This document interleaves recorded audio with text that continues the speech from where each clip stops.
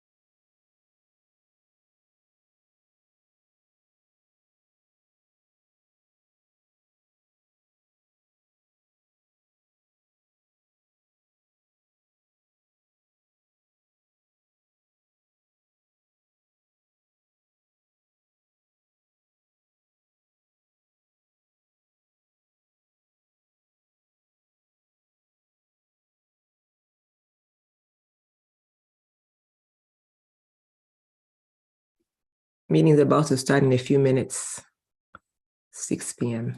All right.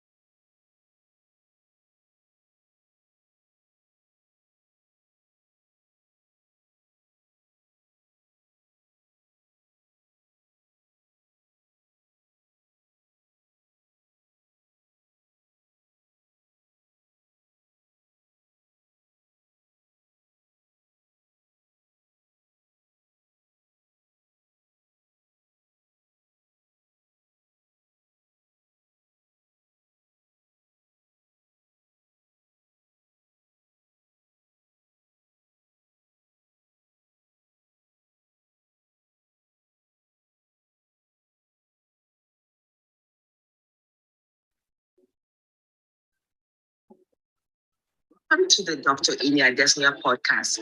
I have various U.S. and international accounting and tax designations, a master's in tax, and a PhD in business administration with a concentration in finance and accounting. Over the past 2 decades, I have helped several SMEs succeed. This podcast will provide strategies and resources to help startups and existing businesses thrive. Let's get started.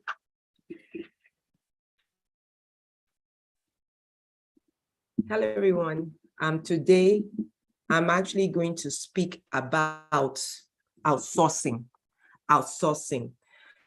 Now, I really think I'm very passionate about this topic because, again, small businesses, mid-sized businesses, even startups, usually they have very limited resources.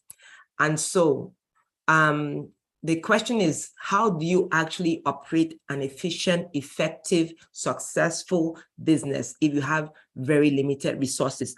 And I love to say that one of the ways, of course, you have to look for ways, right, that is effective, efficient, and will actually allow you to maximize the benefit of spending that money, right? Little money, bigger benefit or a huge benefit. Okay, what is outsourcing? When I say outsourcing, what does it mean? It means that you're actually giving a company or somebody to do the work for you, that you're not actually hiring in-house. You're not hiring this person in-house or the function in-house, right? You're actually having that function outside your own company. The reason why people outsource is because it's cheaper, right? Let me give an example, because I'm going to give you some should I say, some responsibilities that you can actually outsource. Now, if you want to hire an accountant, a full-fledged CPA, some countries call it chartered accountant. Some countries will call it certified public accountant, right? So if you want to hire someone like that, usually it runs into thousands. What people usually do is that they outsource. For example, I have a CPA practice. And what we do is that we really help mid-sized, small businesses, startups, to make sure that they are compliant, make sure that their books are up to date, right? So we just charge them a flat fee monthly, not like being their full-fledged accountant, because as I said, a CPA is expensive to hire in-house, right? Especially if you don't have the funds to do that. Now, having a CPA, people say, oh yeah, accounting is not important. It's just putting bookkeeping in, posting entries. Bookkeeping is not really accounting. Posting entries is not, yeah, accounting includes bookkeeping, but that is not full-fledged accounting, right? And so, people, I know an example, one of the things that small businesses that are into selling products, maybe they bake, they sew.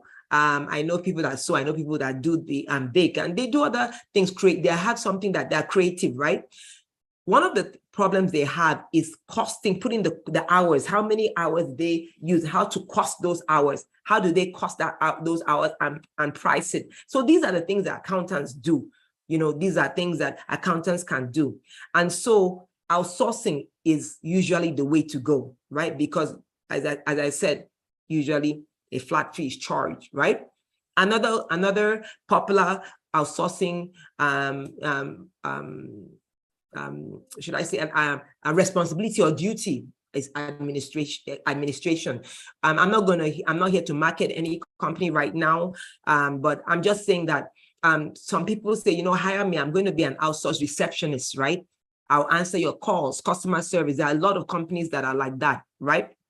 And so, again, we're looking at it. Is it cheaper? Is it more efficient? Is it more effective, right?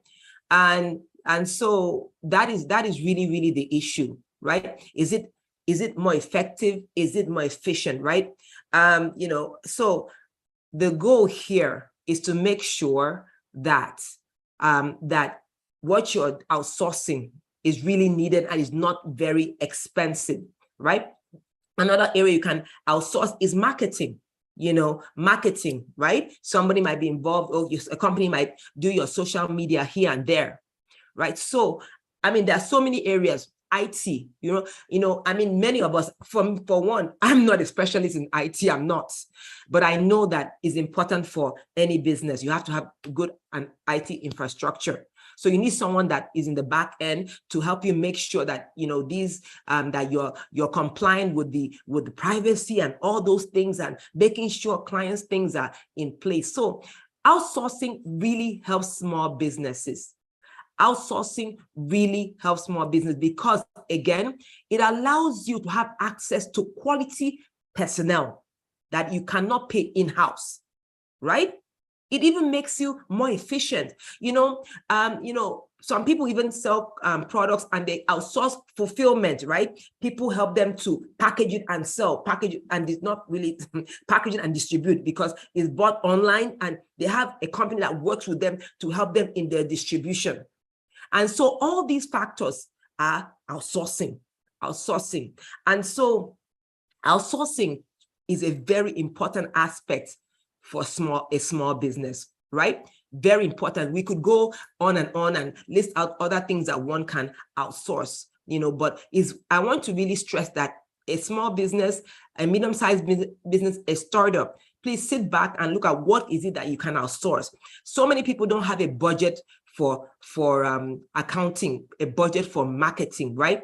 You need that. You want to scale your business, you need to market your products, right? You want to be compliant so that nobody will come after you, maybe because you're not meeting up with your tax payments, things like that. You need to make sure you have an accountant that will work with you and say, you know what, let's make sure that you don't pay more taxes than you need to pay, right? So these are the reasons that you want to outsource. I mean, you're not always available, right, to answer calls. You're working. So to outsource somebody, and you don't want to pay, you want to have a full receptionist and, right? Because you don't need someone that is really in the office. You need someone the goal is someone that can answer your calls. So you outsource, right? Okay, so what do you look at when you want to outsource? What do you look at? I know I had a professional to come here to speak about things like the security of when you're outsourcing. Example, cloud. Usually people outsource when it comes to clouds. Cloud outsourcing, they put their items in cloud. We are told how to make sure you ask questions, right? To make sure that they are compliant, make sure your client's stuff is not put somewhere and then it's going to be everywhere. So compliance, right? Making sure that they're complying with the rules, laws, and making sure, I know that the professional actually says, mentioned a couple of things that you have to ask. Go back and listen to one of my podcasts, they have to ask. And so, yes, I'm going to we have a guest today, but I'll let the guest in as I'm speaking. We usually have her in the third segment. The third segment, what we do is that we have someone to come in, either a professional or someone that wants to talk about their business issue or business challenge, so we can share on this platform. And hopefully anyone listening to this will be able to benefit from it. So it's Miss Teresa. So she will talk about her challenge. But I'm going to finish up the outsourcing, the reasons why and what you should look at when you're outsourcing, right? When you want to outsource, make sure that you're looking at, of course, who are you outsourcing to, right? If it's cloud, look at the specific. I think what we heard in one of my prior podcasts is specific regulations to see if they actually comply. You also have to look at to see if what you are, it doesn't mean that when you outsource and give one company to do your stuff or to maybe manage your business, maybe an accountant or maybe a marketer, and they're not doing well, you should stick with them. Nope. The reason why you're outsourcing is because you want to be more efficient, right? Now, if that person is not, or that company is not very efficient, then you don't have to continue using them, right? The reason why you're outsourcing to make life easier for you. So if that person is not making life easier for you and not making sure you're not efficient and effective with your business, right? Maybe you have orders fulfillment and they haven't met, they make mistakes here and there over and over again, you have to leave them. So look at the efficiency. Are they efficient, right? And see, is it really what you really need? If they're not efficient, you need to step away, right? Now, of course, I mentioned cost effectiveness, right? But also, I also want to stress, people, when I talk on this platform, I have to make everybody understand that different people are in different industries, right? So one of the things I want to stress is that if your data is really secure that you cannot really give out data for someone to analyze outside maybe your office, then there are some things you cannot outsource, where that is so specific, right? Now, I know that there's some companies that cannot actually send that. Like I know some when people outsource and the people that they're outsourcing to are outside the country. Now, you have to be very careful. There's nothing wrong with that. There's nothing wrong with that, but you just have to be very careful. If there's some data data that's not supposed to leave the country you're in, it could be any country in the world. You might be somewhere in England, and you're not supposed to outsource to specific. You can't just get people's data. You can't. There's some privacy rules, and you cannot just do. You have to be careful. Make sure you know what you're doing, because there are some businesses, even though there are small businesses, there are medium-sized businesses, they are very specific in what they're required, they're allowed to do when it comes to people's data. So make sure you know that. So the goal, as I said, please key into outsourcing. People sometimes they get delivery from Uber Eats. They don't understand that the restaurant is actually outsourcing to Uber Eats. Right? They don't get, I know that. I want you guys to think like that. Uber Eats is everywhere, because what happens, the restaurants now can deliver in so many places. How do they do that? They outsource to Uber Eats, right? So people are really, really getting into this outsourcing thing. So what is it? Remember, different might need other different things. Different industries might need different things. So make sure you're looking at it and say, okay, my own industry or what I'm working on, as an accountant, fulfillment will not be my thing. I don't be able to fulfill my order, right? So that's different. All right. So just wanted to make sure you understand that. I really want you, anybody listening to me, a small business, medium-sized business, make sure you are outsourcing. Startups, think of that down the line. I know that I mentioned it at the beginning of this one of my podcasts, and I'll continue mentioning this.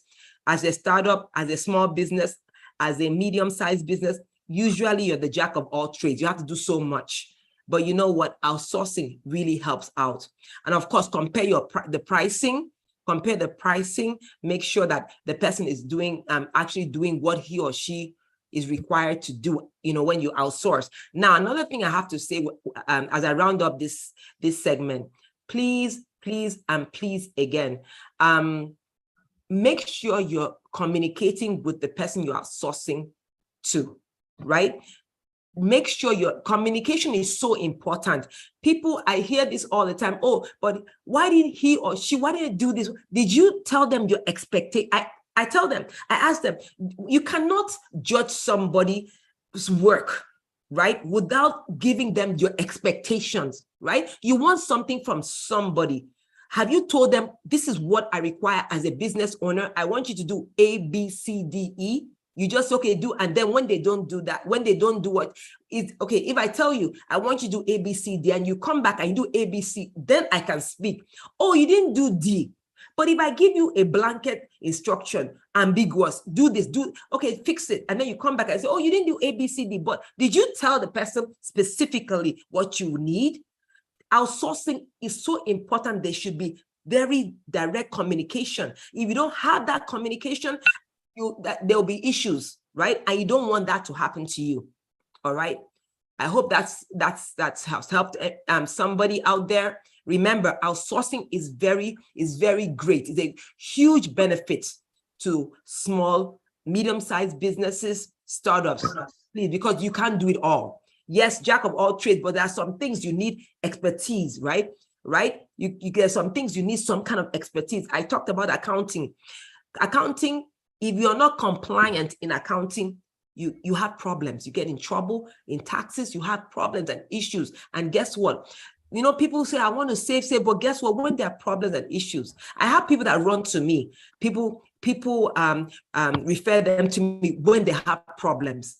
And I tell people all the time, it's like, I just liken this to, because I know it's more serious when you talk about medical checkup and things like that. Is it not better to work to being healthy as opposed to working, then you get sick? and you have to rush to the clinic, I mean, it's better to live a healthy life. That's what I'm trying to say, right?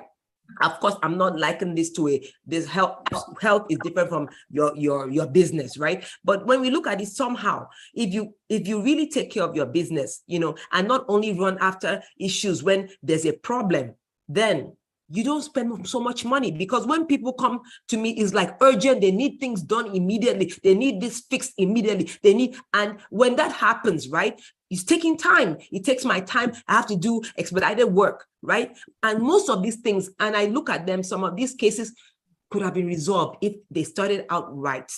All right, if they had somebody to put them in the right path, those things wouldn't have happened.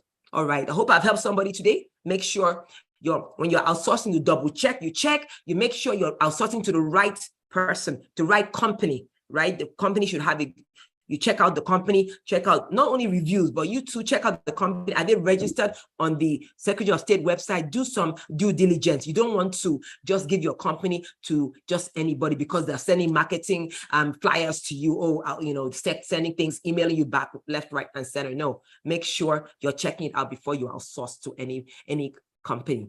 All right. Okay, so we're going to segment 2 before I'll bring Ms. Theresia in. Segment 2, I always usually when I have a guest, I pick up a question and I answer in segment 2 before I go to the guest to the segment 3.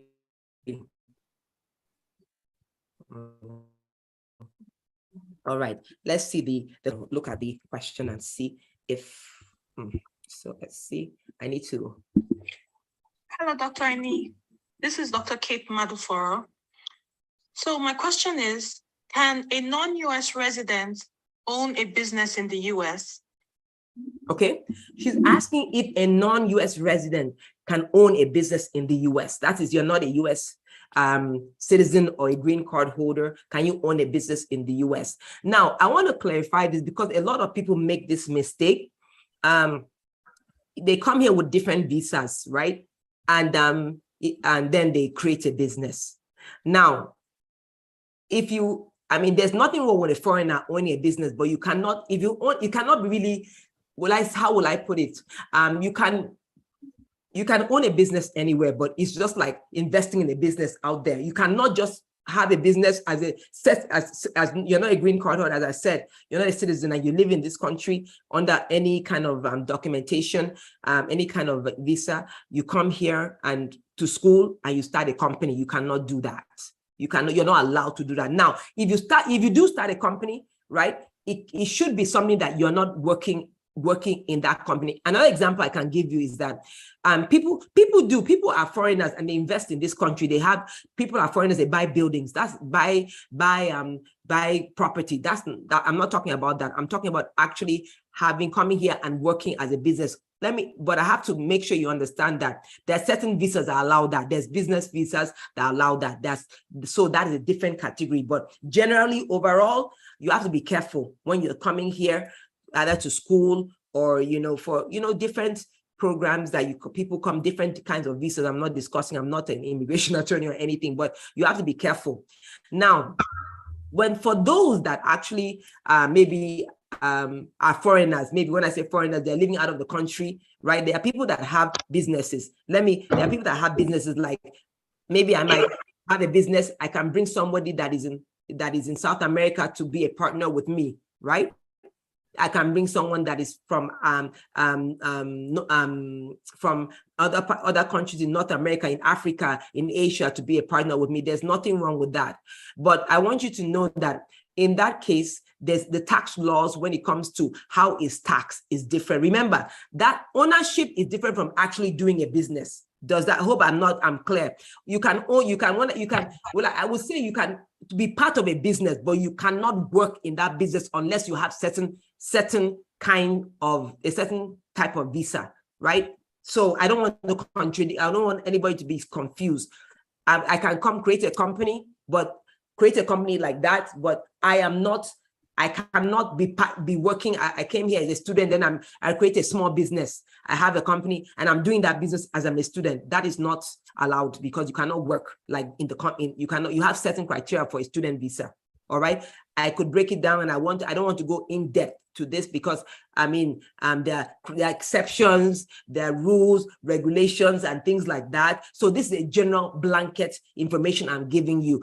You can talk to an accountant, you can talk to an attorney, and to make sure you're clear. But the goal of this platform is to educate people. There are specific cases that are different, and so you have specifics that you need to clarify. You can actually contact my office, or of course you have an accountant you're working with, contact them, because you don't want the case. I know someone that the person came here and the person was I think she was actually trying to process. She came, I think, as a student, and she was trying to process her papers, but they almost denied it because she had a small business. She was selling something. She had a small business. They almost denied her green card application. But I think they were able to rectify that. But that's an example I want to give anyone listening. All right. Okay. So in segment 3, what I do here is I actually get somebody can come in and ask a question, a business challenge, and we discuss it for the benefit of anybody listening. Or another thing that I also do is bring someone in a field that will positively impact small businesses, right? So this is what we do in this segment. So today, I'm happy she came early. Usually is when I'm rounding up the second segment, but I'm happy she came early, and with that, we will be able to discuss, and that will for this program. So yes, Ms. Theresia, thank you for coming. Yes, so so what industry? What's your industry? What's your industry? Thank you, Dr. Uni. Thank you for bringing me on your show. My name is Theresia Ante. I am into catering. Okay, great. I cook food for people. Awesome. She's a small business that's into catering, and she's such a. I would say she's a very busy person, because catering. I do cater for specific all cultures, or you have you're wide. You're a multicultural caterer. Right now I'm focusing on Cameroonian dishes. Okay. Maybe in the long run we're going to. Okay. So yes. So that's very interesting, because she has a niche, and we'll go into niche another time, how to market your business. We go to a niche. So go ahead. What is your question? What is the challenge you had that you can share with us that we hopefully I'll be able to address? As a small business owner, we find it difficult to get the finance to get the business running. We have the demand is not constant, it's fluctuating. One time is high and another time is low. And during the times when it's high, we have a problem with labor shortage. We do not have the manpower to go on with the business, and we end up losing the client or losing part of the business. So I'm here today to find out solution to those problems. Okay, I'm going to start with the top one, and the last. I'm going to put the last before the finance, because and I mentioned this when somebody came in to speak about it was a startup, and I said you have to prepare for growth. You cannot say that you want to increase your business, you want to look for business when you don't have anything in place for growth. If I'm coming to you to say I want a specific food, and I have a very big celebration coming on, and you cannot meet my order, I will not recommend people to you anymore. Mm-hmm. So the very first thing you have to do is that before you start looking for businesses, right, to help come more business, right, you need to look at how do you make sure that anyone coming to you are able to fulfill their orders. Because it's not about give me more clients, but you cannot even meet up to the demand of that specific client. So I would say the very first thing you need to do, go back to the drawing board and say, okay, how many people do you have right now? And you have to look for other people to help you. Now, you can have people as needed on an as needed basis, which is not a salaried person, right? You can say someone that is as needed. When there's a project, you bring the person in. You have to bring You have to have people that you can call. Now, because people might not always have time, you have to have people that are on your schedule that you can, if this one is not available, this one will be available, right? And then also, when you say orders, you have to give, you have to create an awareness that people have to give you notice. Now, I know that, now that I'm not saying COVID is totally over, but we have things like, it's now better. We have things like, number one, we have weddings. We have birthday parties, we have bridal showers, we have baby shower, we have so many celebrations. Food will always be needed, right? You always need food, catering. You always need catering. So the first thing you have to do is put your business in place. Make sure that you are ready for the orders. You're ready. That's number one. Then secondly, let people give you notice. Tell them that if you want me to cook, let people say, if you want me to do this catering for you, you need to give me 3 weeks notice. Give them a time. So anybody that doesn't give you 3 weeks notice, they can't just come to you and say, oh, you know what, Miss Teresia, I want to cook, I want to have a party. Because usually people plan ahead of time. Tell them at least, if they don't give you 3 weeks notice, tell them anything below 3 weeks notice, you're going to charge them an extra fee, right? An extra fee. At least people know about weddings 6 months, 5 months, 3 months, 2 months. So you give maybe 3 weeks, even too small. Make it maybe a short notice. Tell them maybe 2 months ahead of time. If they give you, if it's 1 month ahead of time or 3 weeks, you tell them that, give it, how long it takes you. Because right now, I don't really think your problem is finances. Because I think your problem is really making sure you're able to secure, because you're losing clients. You're telling me that you're losing customers. You're telling me when they come here, then they leave. That's what you said. So that means you're losing that money, you lost it, right? Because usually, I don't know how you're structured. For catering, do they give you an upfront deposit? Do they give you something like that? Or you don't have that structure in place? Right now, because we are starting, we don't have that. And that's an issue too, because some customers do cancel at last minute. Very good. I love that. That's also another one. You know what? Even to go and do my nails or do something, they say, pay this money to book your appointment. If you don't come, you lose that amount of money. Now, am I right or wrong? Yeah. Yes. So you need to, if somebody gives you a deposit, they won't come. If you tell them a non-refundable deposit, because if they give you, because you have to make sure you tell them, because they can't be, it's not a feeling. You can't go and buy things and then, somebody says, I'm canceling on you. You can give them, at least, unless they cancel. Okay, let me not say they said, you can tell them as long as they cancel within 2 months, right, before the event, because your structure is faulty. Your structure is faulty because, number one, your people are canceling on you and your people are just saying, oh, okay, Miss Teresia, could you cook for me? That's not how do you have contracts in place for your clients, or you don't have contracts in place? And they say, okay, this is what I'm doing, 2 places of, you don't do that. Okay. So the first thing you need to, number one, let them have a contract in place with you. This is how much, and number two, you have to ask them for a you cannot say non-refund. You can say that, let's say maybe when I say non-refundable, you can ask them for if they cancel at a specific, hotels do that. If you book with them and you cancel 30 days before time, I believe you lose your deposit. You lose it. So they need to put money down. You need to come up with a structure. Right now you don't have a structure.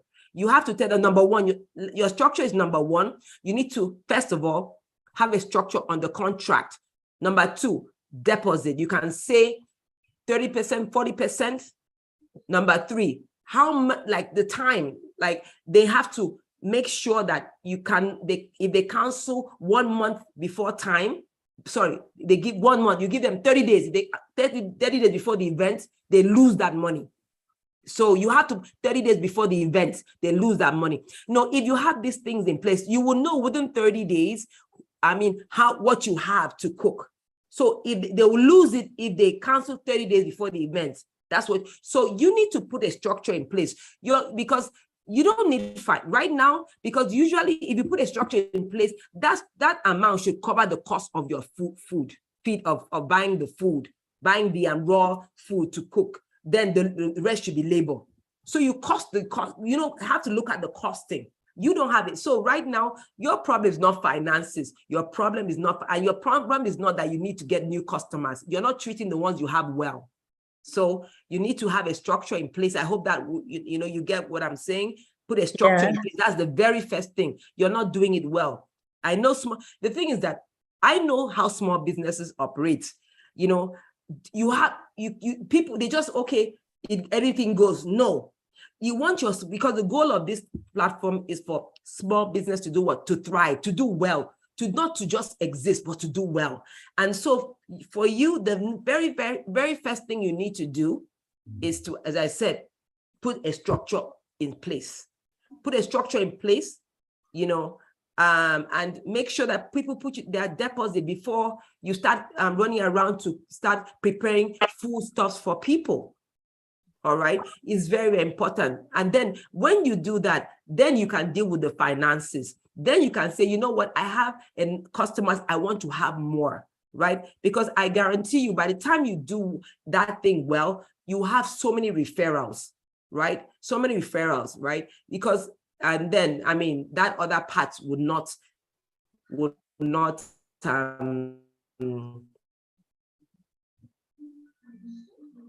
now about having clients now, because I know that I go for an event, there's good food, everybody wants, oh, this lady can cook like this, everybody in that event will take your number. That's how it works, right? That's how you continue to grow. But if you don't have a structure in place, that's not it's going to be hard for that to happen. And then also, in addition to have a structure in place, as I mentioned, please get relevant people to be all hands on deck, right?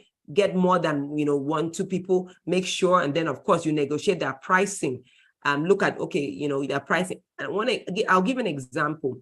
I know someone that moved. I think the person moved from I think it's one state to the other. I think from I think around New York. The person moved, I think, down south, right?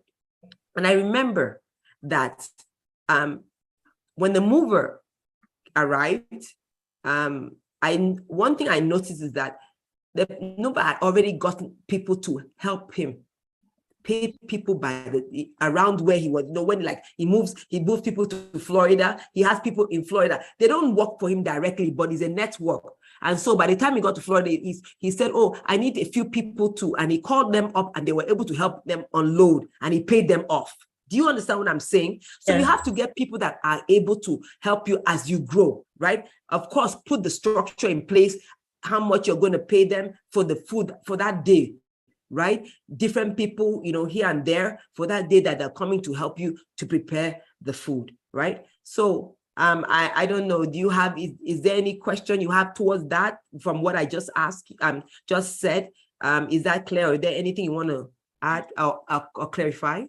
And I think you've given me some points that will help me really kick off high. Like most people usually cancel because we're not strict on the fact that you lose your deposit, for example. And we used to cook sometimes for them before they pay. So we have difficulty sometimes. Some clients will ghost us. You cook and they don't even call you anymore. Oh, wow. But we are trying to resolve that. Like lately we started on the deposit. It's hard, but I think you've said it, we're going to be hard too on that. They must give the non-refundable deposit. Exactly. And if they don't want to be your customer again, tell them, thank you. We've appreciated you all these years. Thank you. And and get the right customers, because it's not having a million customers that don't pay you. You want to have, I tell people, don't look for 500 or 1,000 because you're 1,000 people that don't pay you. And you're telling me you have 1,000 customers or clients when it comes to your area or customers. Look for, if you have 50 people that pay you well, as opposed to 1,000 people that don't pay you. Which one is better? You understand? So sometimes, especially when small businesses, I'm talking to everyone out there, I know when you put new policies in place, sometimes customers go against those new, they are not happy, but you know what, at the end of the day, especially if you produce good product, they will say, okay, I don't like it, but if that's what you want to do, I'm fine. You know, they might come, it might take time, some might leave, but I guarantee you that those that have left, some of them will actually come back. But you need to protect yourself. You need to protect because I am surprised that even when you cook, the person will not show up. That's losing money. They ghost us sometimes. Oh my goodness. The good thing is just that it's food. You can consume it at home. Yes. But sometimes, go ahead. I have another question. At the beginning of the show, you said we should think about outsourcing. So me, I'm in catering, and the people I think they're around me doing catering too, their prices are a little bit higher than my prices. So how do I outsource to such people? Okay, you don't need to. I mean, for them, because their pricing is higher than yours, you have to look for, when you're looking at for your own business, right? I would say that you have to look for individuals, right, to actually help. You don't have to, I mean, you cannot outprice yourself, right? For you, when I was talking about outsourcing, I'm not really talking about actually what you do. For you, in respect of, you can actually get people to help you to actually do the project. Your own is, when you're looking at outsourcing, cases where I have a huge demand. For cooking, for demand, a huge demand, what you need to do is people might, when it comes to outsourcing, when it comes to your job, I'm talking about getting people to help you within what you're doing. That is different from the outsourcing I was talking about. Is other things like maybe delivery. If you're doing packaging food, right? Delivery, right? Like, I mean, I know people that do Uber Eats, right? They can come and say you cook and people deliver for you. But the actual cooking might be just someone that you said, okay, please, I need all hands on deck. Can you come? Because you can do the cooking. You just need somebody to help you with the preparation. Am I right? Am I correct? Yeah, that's what yes. So you need someone that will help you with maybe the cutting up or something, preparation, helping you help the packaging within the project that you're doing, right? But the outsourcing I'm talking about is like maybe you want to package and send and sell it as a package meal. Maybe you need, I wouldn't say right now, marketing is not your problem. So I will not even advise outsourcing for marketing because you have enough business. It's how to maintain what you actually have and then grow from there. All right. I mean, I'm not happy with the ghosting. I'm not happy with all those things. No, you have to make sure it's a business. It's a business. Handle it like a business, right? So that's what I'm talking about when it comes to outsourcing. Maybe your administrative work, like I'm saying that you might have someone that will send the contracts out, someone who sends the contract out, somebody say, you know what, this is what I want to do, fine, send the contract out, get it returned with the deposit. You have someone working on it like that. That's what I'm talking about outsourcing. If you want to make it like that, there are companies that do that. They say, okay, handle it like that and you have maybe a fixed fee that you pay the person every month so that they will handle all the contract signing and all the what the person actually needs and everything about making sure the money goes into the account before the order is sent to you. You are the boss of the business, but you need people to work with you to help it to be very efficient. And that's why I mentioned outsourcing administration, outsourcing accounting, outsourcing maybe right now you might not really need HR, but things like that, but again, it just depends on what works for you. But don't go and outsource to people that, that they're charging more than you. The reason why people come to you is because your prices are reasonable. But before I conclude, or of course you can still ask if you have, but you have to also, when you're telling me that there's something you just said right now, you said everybody around you, their prices are higher. Are you sure you're not underpricing your food? Okay, you have to sit back and find out if what you're selling, you're underpricing yourself. So make sure your product is, because if you're telling that everybody around you doing this same thing has a higher price, then you have to go back and see if there's something wrong with your, I'm not saying there is, but make sure you go back and see if there's something wrong with your pricing. All right. Yeah, that's a point too. We actually have a business. We have an event that is coming up, and the time is so short, and the demand it's high.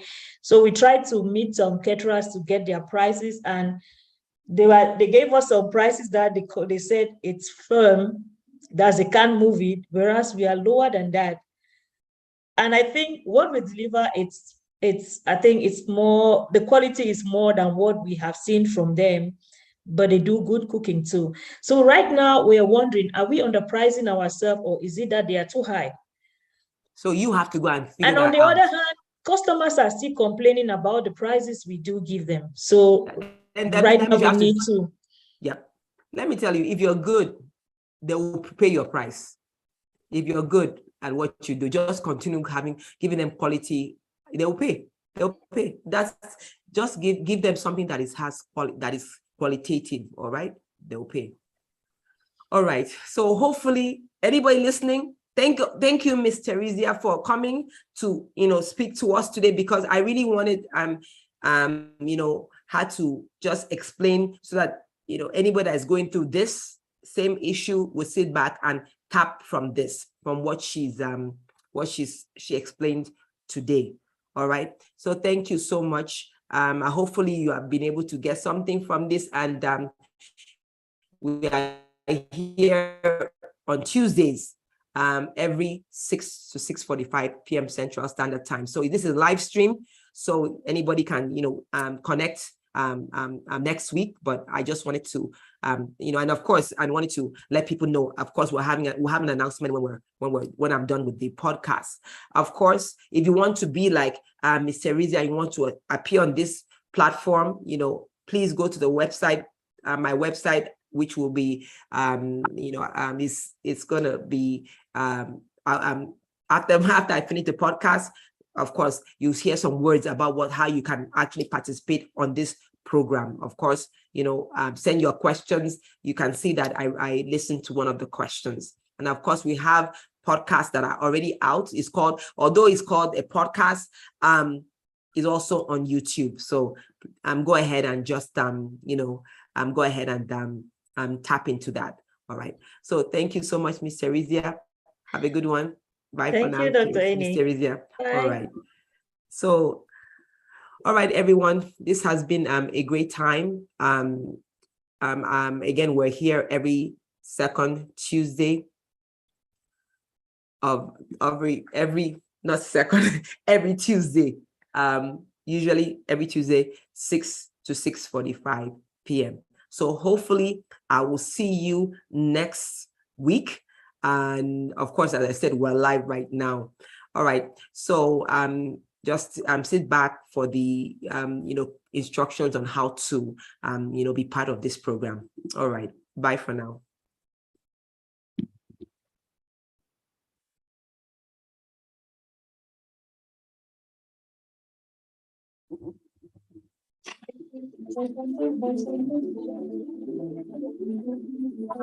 Thanks for having me. Remember to join my live podcast on Tuesdays, 6 to 6:45 p.m. Central Standard Time. Visit my website, driniadesnia.com, for details. Till next time, bye for now.